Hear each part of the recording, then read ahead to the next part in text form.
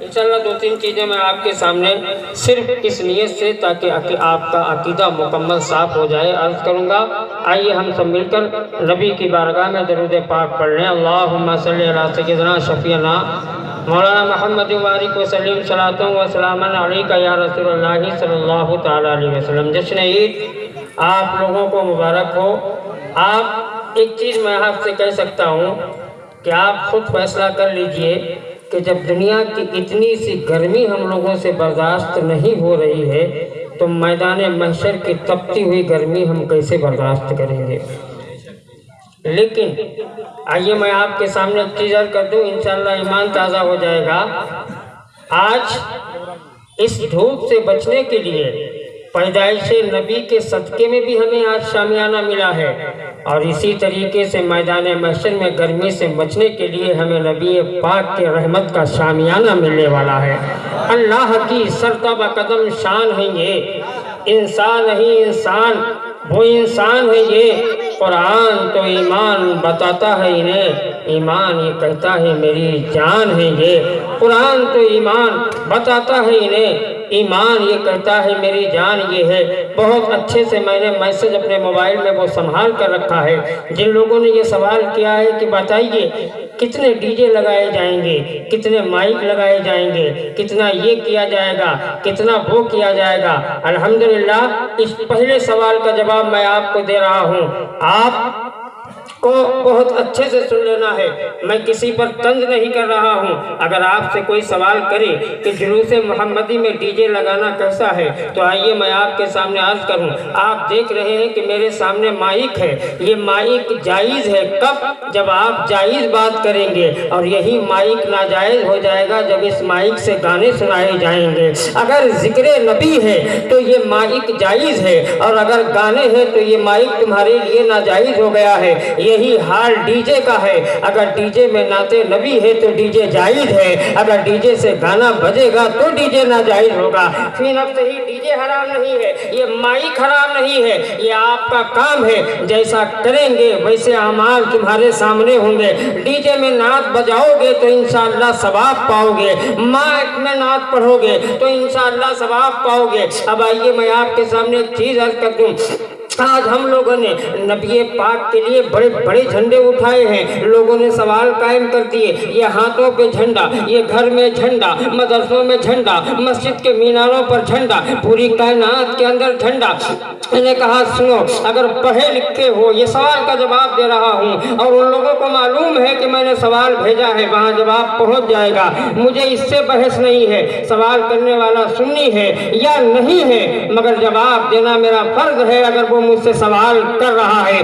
آئیے میں آپ کے سامنے عرض کروں، وہ کہتا ہے مسجد کے مینار پر جھنڈا، درگاہ کے گنبد پر جھنڈا، مسجد کے محراب پر جھنڈا، پوری دنیا کے اندر جھنڈا، یہ آخر جھنڈے کیا چیز ہے؟ میں نے کہا تم کیا جانو جھنڈا کیا چیز ہے؟ آج دنیا میں ہم جھنڈا اٹھا رہے ہیں، میدان محشر میں میرے مصطفیٰ جھنڈا اٹھائیں گے، میرے آقا جھنڈا اٹھائیں گے۔ اور اما بیٹھے ہو پوچھ لیجئے، حدیث پاک ہے کہ میدان محشر میں نبی پاک کے ہاتھ میں جھنڈا ہوگا، جس جھنڈے کا نام لواء الحمد ہوگا، جو آج غریب دنیا کے اندر رسول پاک کی ذات پر جھنڈا لے رہے ہیں، یہی تو وہ غریب ہیں جو میدان محشر میں رسول پاک کے جھنڈے کے نیچے آرام کرتے ہوئے نظر آئیں گے۔ آپ یہ کہہ رہے ہیں سبسکرائب مائی چینل عرفان رضا آرنی۔ درود پاک پڑھیں، آپ ہی کو کم کر دیں، درود پاک پڑھیں۔ اللہم صلی علی سیدنا اور شفیعنا مولانا محمد وبارک وسلم صلاۃ و سلام علیک یا رسول اللہ صلی اللہ تعالیٰ علیہ وسلم۔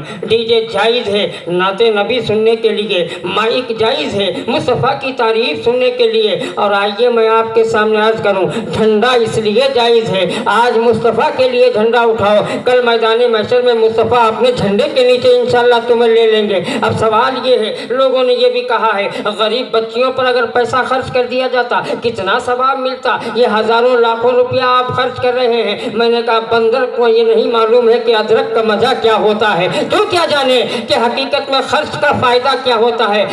حدیث پاک کی روشنی میں دیکھ، حدیث پاک کی روشنی میں دیکھ، اللہ کا محبوب حضرت آمنہ کی گود میں تشریف لایا، آپ کا ایک چچا دنیا جس کو ابو لہب کے نام سے یاد کرتی ہے، اتنا پکا دشمن، ہر وقت یہی سوچتا رہتا تھا मौका मिले कि नबी पर हमला कर दे, मौका मिले तो नबी पर हमला करे। यही अबू लहब है। जब उसकी एक नौकरानी आई और आने के बाद कहने लगी, मुबारक हो आपके घर में भतीजा पैदा हुआ है, मुबारक हो आपके घर में भतीजा पैदा हुआ है। उस नौकरानी ने इतना कहा, अबू लहब ने उंगली उठा के कहा, जा इस खुशी में मैंने तुझे आज़ाद कर दिया, मैंने तुझे आज़ाद कर दिया, मैंने तुझे आज़ाद कर दिया। वो चली गई। लेकिन अबू जहल का इंतकाल हो गया। थोड़े दिनों के बाद अपने घर वालों के ख्वाब में आया। लोगों ने पूछा, अबू लहब ये बता तेरे साथ क्या अंजाम हुआ है, तेरा हाल क्या है? कहने लगा, पूरा जिस्म मेरा जहन्नम के अंदर जल रहा है, मगर एक उंगली है, एक उंगली है, उस उंगली से पानी निकलता है, वो पानी पी लेता हूँ तो जहन्नम में भी मुझे सुकून मिल जाया करता है, जहन्नम में भी मुझे सुकून मिल जाया करता है।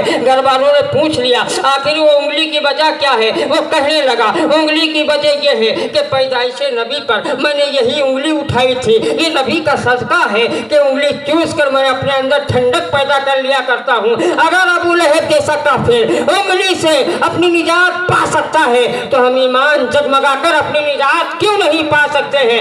ईमान को जगमगाओ, ईमान को मजबूत करो, इंशाअल्लाह फायदा उठाते ही चले जाओगे। और इसी का दूसरा जवाब झंडे पर दे दूं। 15 अगस्त में हिंदुस्तान की हुकूमत ने ऐलान किया था घरों घर झंडा लगाया जाए। अल्लाह अकबर, किसी को बताने की जरूरत नहीं पड़ी कि घरों घर झंडा लगाओ। मैंने ये देखा कि जिनको मिल गया उन्होंने भी लगा लिया, जिनको पैसे से ऐसे नहीं मिला पैसे से खरीद कर लगाया, मगर झंडा लगाया। और उन्होंने भी रैलियां निकाल दी जो रबीउल अव्वल के जुलूस पर बिदअत के झंडे और फतवे लगाया करते हैं। मैं ये नहीं कह रहा हूँ, मैं सिर्फ ये समझा रहा हूँ कि अगर हुकूमत हिंदुस्तान ऐलान कर दे कि आज़ादी मनाओ तो हमें आज़ादी मनाना चाहिए। इसलिए कि सिर्फ उन्होंने नहीं बल्कि हमारे उलमा ने भी जाने दी है आज़ादी के लिए। हम कल भी आज़ादी मनाते थे, आज भी आज़ादी मनाते हैं, मगर हमारी आज़ादी का तरीका ये है, हिंदुस्तान की आज़ादी की खुशी इस तरीके से मनाते हैं कि सर पे झंडा उठाते हैं और नबी की पैदाइश की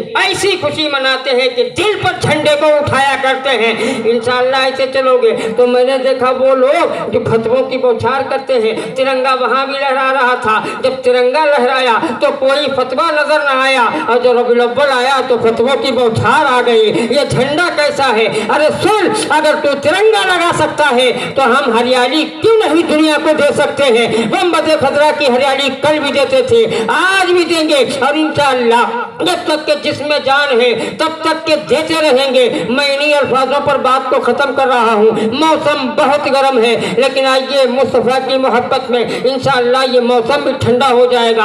हमें शरीयत की पाबंदी करना चाहिए। वमा अलैना इल्लल बलाग। अस्सलाम वालेकुम। अगर आपने अभी तक हमारा चैनल सब्सक्राइब नहीं किया तो हमारे चैनल को सब्सक्राइब कर लें।